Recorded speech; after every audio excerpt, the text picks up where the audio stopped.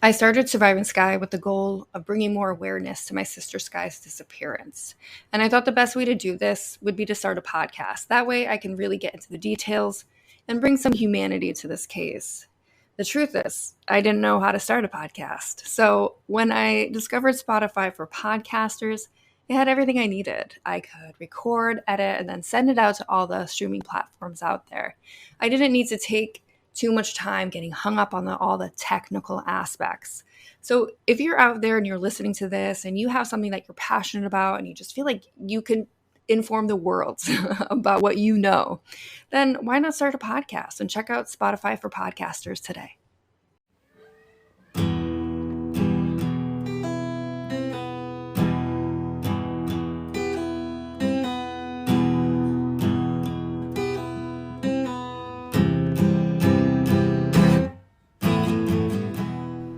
Getting through the first 10 days of Skye's disappearance was hard enough. It was an experience beyond words. But in order to get the investigation going, my mother and I needed to take a 20-plus hour flight from Hartford, Connecticut to Sapporo, Japan. A flight that would give us ample time to consider all the possibilities, to try and analyze what Skye must have been thinking. But in reality, in a high-stress situation, where time is of the essence, neither my mother nor I possess the mental fortitude to actually focus and accept the gravity of the situation. This is episode 2 of Surviving Skye, arriving in Japan. If I'm being honest, I was excited to go to Japan. The gravity of the situation had not yet hit me, so it felt exciting to travel abroad and find my sister. I really thought that as soon as we landed, we would see her. They would have found her. And then perhaps, we would have made a little trip out of it. We would get over the initial anger and confusion and then just carry on. Sure, there would be tumultuous emotions, but it would eventually pass and we could make the best of a fucked up situation. But that isn't how it went. The flight was long, cramped. I counted the hours. I can't remember what my mother and I talked about. I think I tried to keep it upbeat. This was our first time going to Japan. It was the first time either one of us had traveled abroad internationally. This was obviously a much bigger trip than visiting our neighbors to the north. This was the longest flight that either one of us had ever been on. But beyond those details, everything's kind of a blur. I think we had a layover in Chicago. I also thought we had another one in Los Angeles, but I think I'm wrong. The route brought us over Alaska, which made me question everything I knew about geography and flight routes.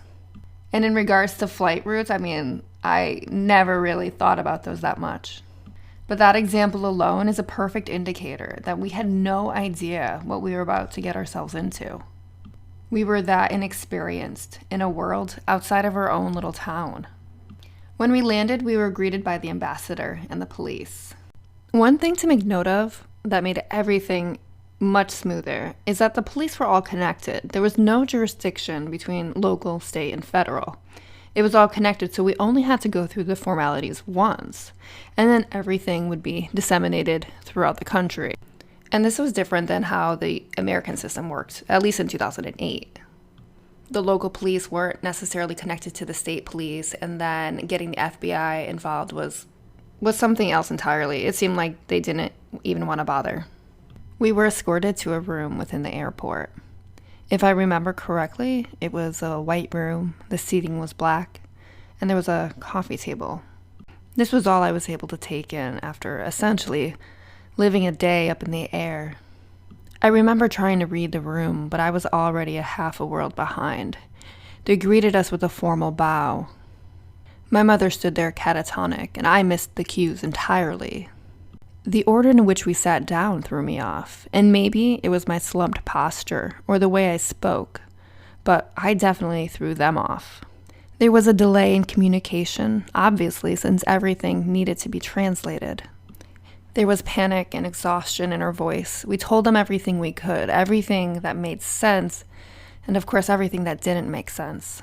And it felt like they could make sense of none of it. Most questions were posed towards my mother, and I think she tried to do most of the talking, but if she couldn't find the words or if the anxiety held her tongue, I would jump in to finish her sentences. Everything was a whirlwind. It felt fast but slow, and one thing that wasn't lost in translation was our emotions, our exhaustion, and our utter frustration. The ambassador was an American from the Midwest, also an area neither my mother and I had ever been to before, and even speaking to him, we felt a little foreign. His name was Ian Hillman. He went to Harvard. He was an American who spoke fluent Japanese, so our similarities ended at us both being American. He was kind enough to escort us to the hotel. He showed us how to use the public transit. I remember my mother and I tried to have a conversation with him on the train, but I also remember how the vibes felt off. I had used New York City public transit before, and it didn't dawn on me that there would be a difference. But in Japan, even in a packed car, it would be quiet. Nobody's really having conversations. So it was immediately clear that we don't talk on the train. Not the way we were talking, at least. Not as Americans. We didn't need anybody to tell us this. We felt it. We felt it immediately. And honestly, even with our short time there, I grew to love or respect the silence, the respect that the silence brings when you're on a train with strangers. I loved the music, the train arrival music in the stations. It was clean, it was friendly, it was inviting. It was just nice. The ambassador walked us directly to the hotel. He had scheduled an appointment for us the next morning at the American Embassy in Sapporo to figure out a strategy. He gave us instructions and phone numbers and ensured we'd be able to find it with no issues the next day. My mother and I checked into the hotel. I believe it was a Sheraton. I don't think we had ever stayed at a Sheraton before. But that's not saying much. We weren't travelers or vacationers. The last family vacation was to Disney. I believe I was 13, and I was 24 now, so the last time I had been anywhere with my mother had, well, it's been a while. We took our luggage up to the room. I don't remember if we ate. I don't remember if we slept. I think I took out my computer at this point and plugged it into a wall, or at least tried to, because I remember the heat and a spark, and I honestly never considered the electrical differences. I think I was beyond frustrated at this point, and I put the computer away, and maybe I must have slept. We woke up the next morning, and I remember this was the beginning of trying to figure out how to eat, and the beginning of many embarrassing moments. Over the next few days, I had found a pastry counter in the lobby, and I would go up to whoever was working, and I would point to what I wanted. And it was just this strawberry pastry, and I lived off that every morning because of the utter embarrassment of trying to order food and not knowing what I was getting. It was humbling and embarrassing and offensive to them, and I apologize wholeheartedly. But that morning, after our first of many breakfast faux pas, we made our way over to the American Embassy. We took a bus and a train, and we walked. I had taken a digital camera with me and would take photos of our locations sporadically, just in case we got turned around, because not everything was in English, and my mother was notoriously bad with directions. So I just wanted to keep her mind at ease and have some sort of reference to look back on.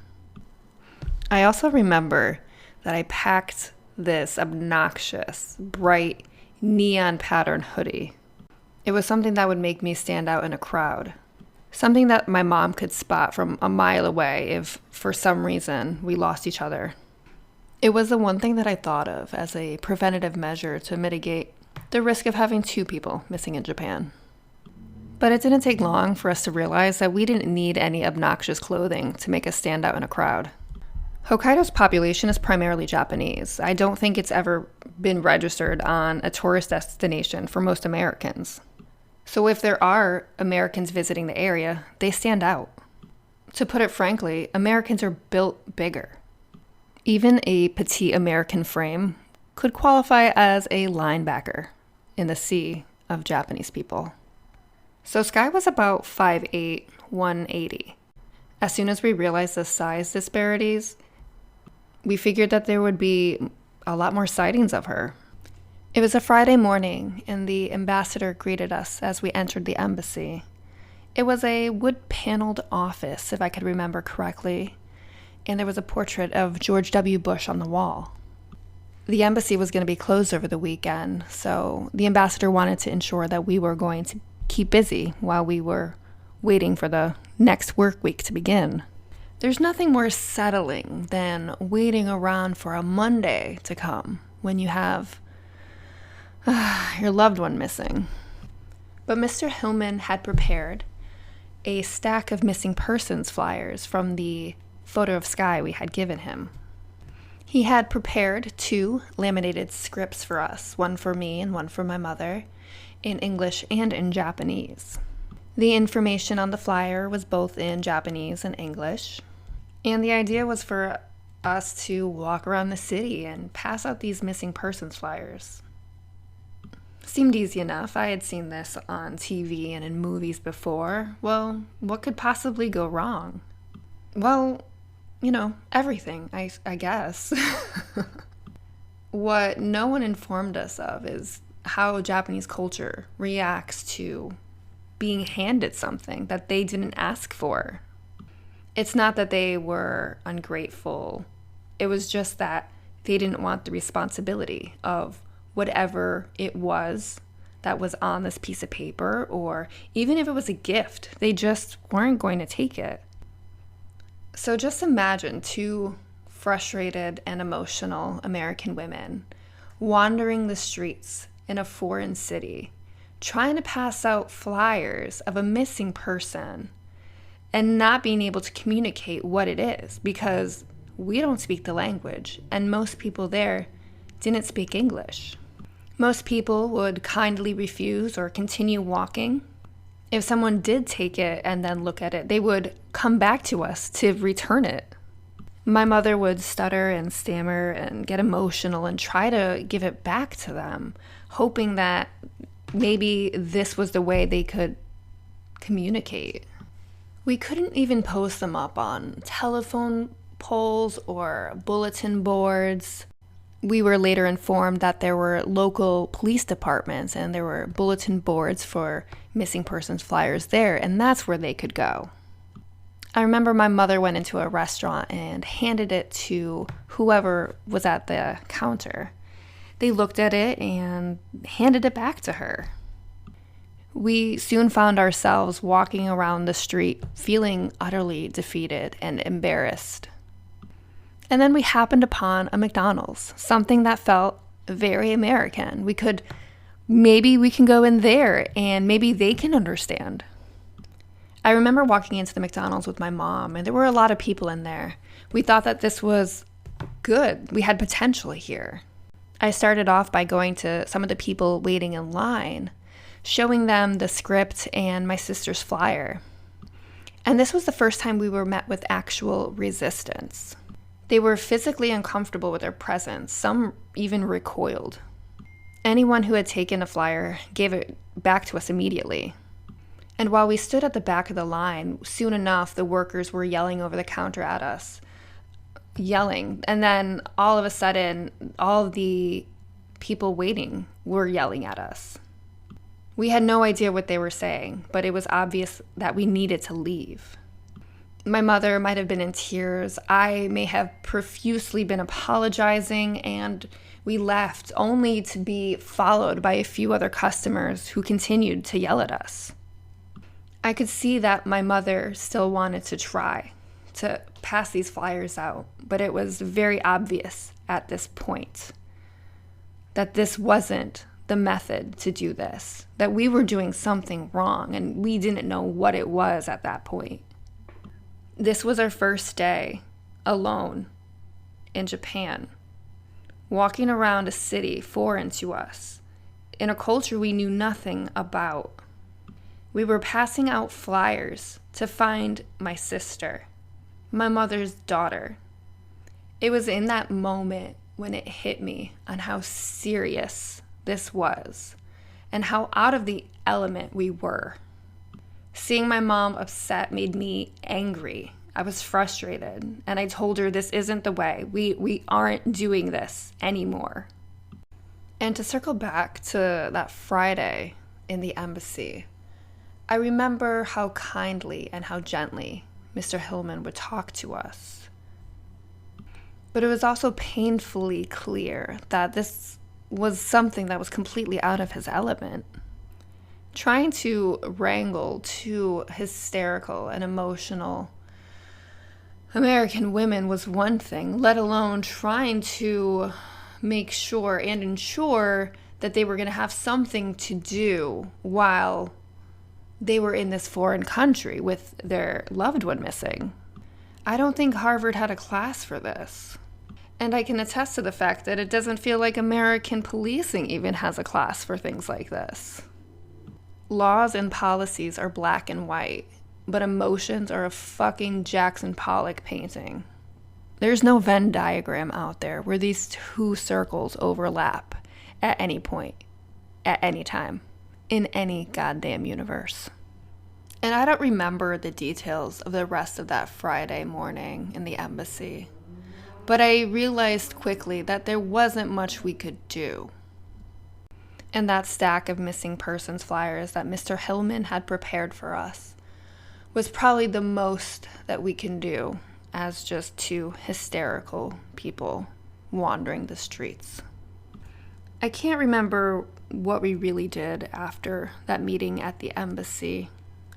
I think we just walked around the city and talked and hoped and took in the sights and sounds of a new foreign place.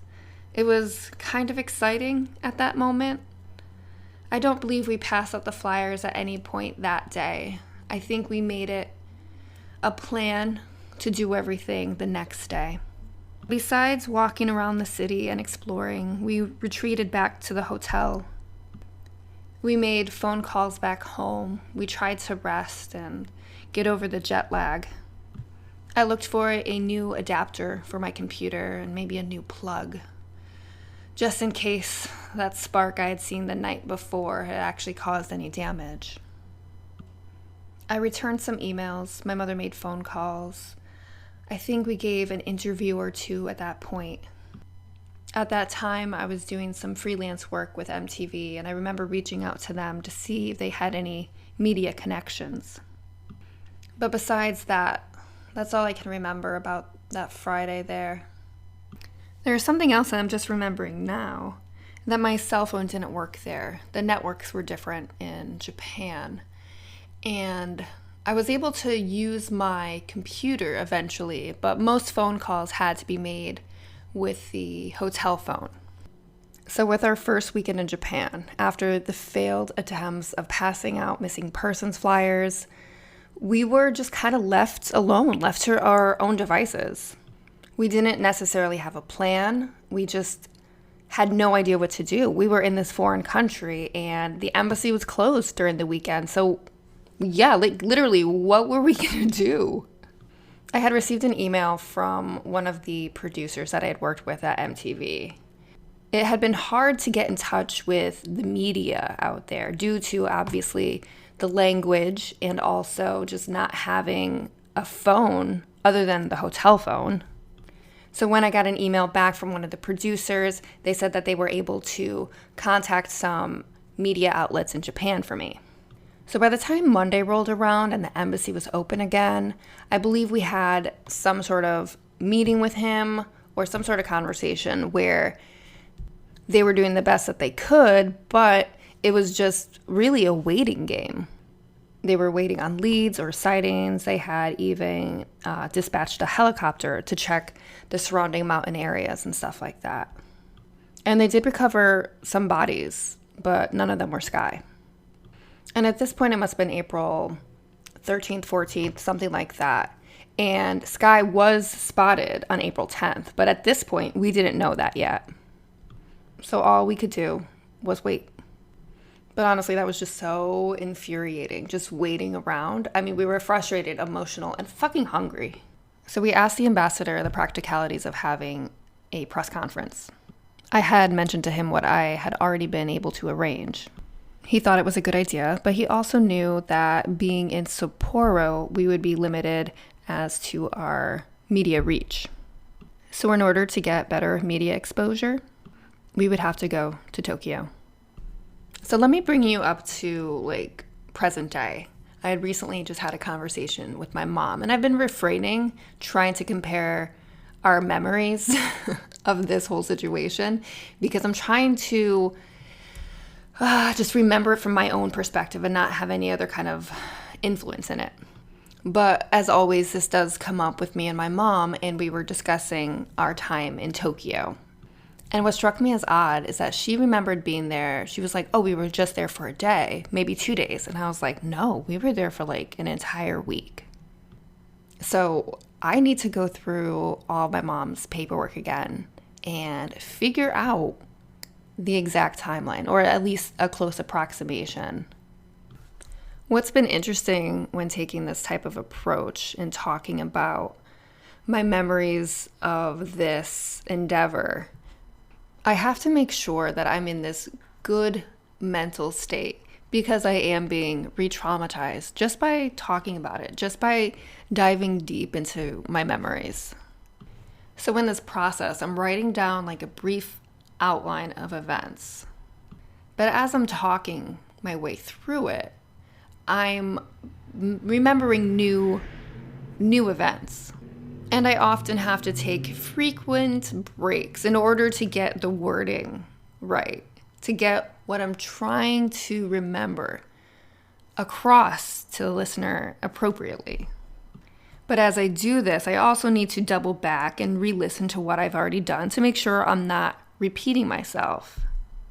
But when I listen to myself again, I also remember new things, which can make this a very difficult and time-consuming process, because I can endlessly tinker with it and add again, and then remove, and then add, and then reshape the whole story, basically.